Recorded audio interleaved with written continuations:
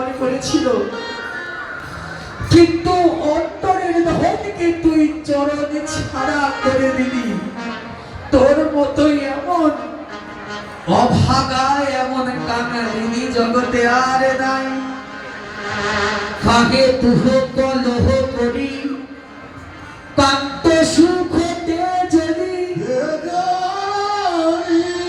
অবশি বসি রসি কাকে রাধে রাধে।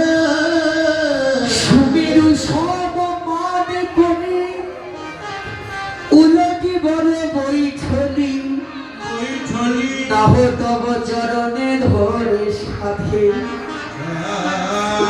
ওরা রে যার চরণে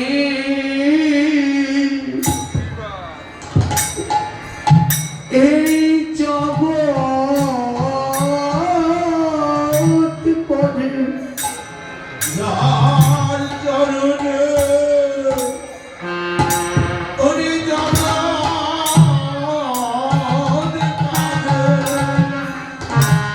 সে কত তোর চরণে পড়ে, তোর চরণে পড়ে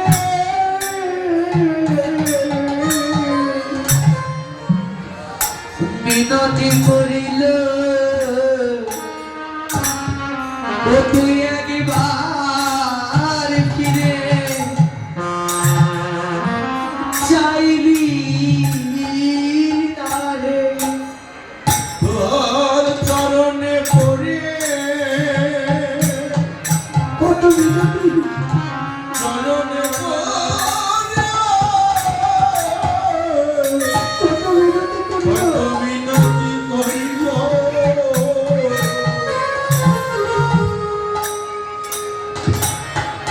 আমার আর এমন হবে না রাধে।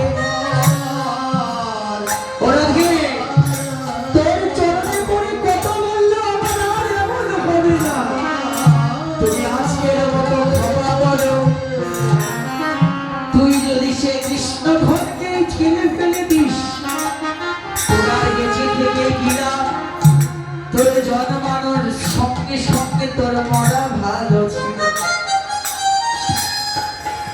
তখন রাধারানী বলছি কি জানো, অধল প্রেম না পাইব গে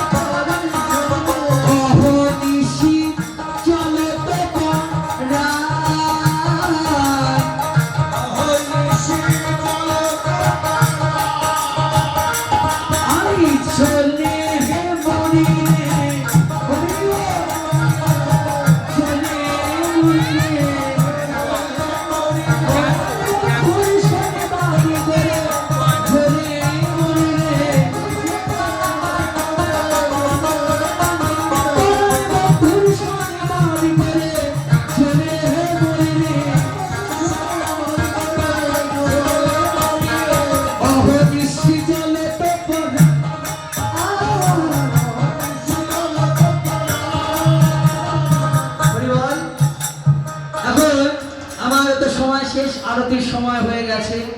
যাও কবে থেকে আমাদের কেন্দ্রীয় ফরিদপুরে কেন্দ্রীয় শ্মশান অম্বিকাপুর মহাশ্মশান মায়ের মন্দির প্রাঙ্গণে অনুষ্ঠান সূচি আপনারা জানেন, মায়ের বাৎসরিক পূজা 3 তারিখে না, মঙ্গলবার মায়ের পূজা। মঙ্গলবার মায়ের পূজা অনুষ্ঠিত হবে, শ্মশানকালী মায়ের বাসন্তী পূজার অষ্টমীর দিন,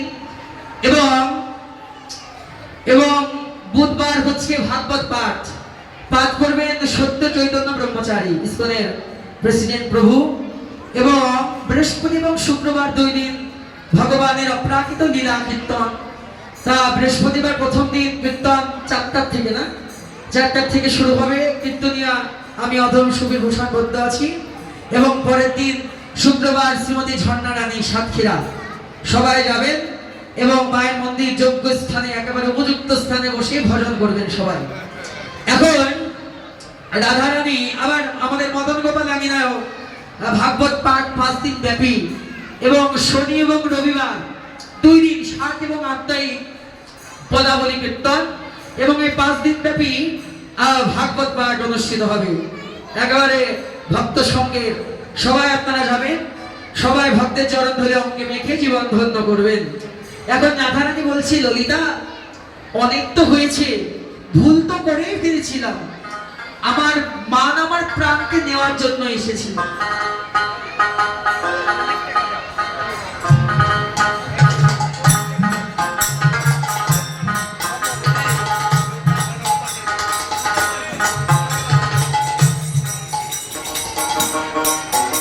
তো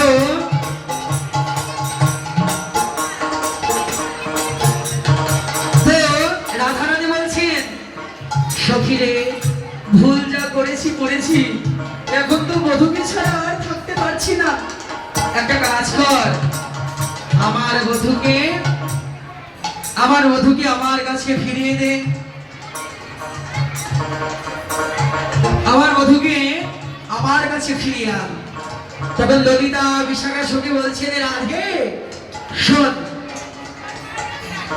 মান করেছিস, ও মান করলি তো কহরলি।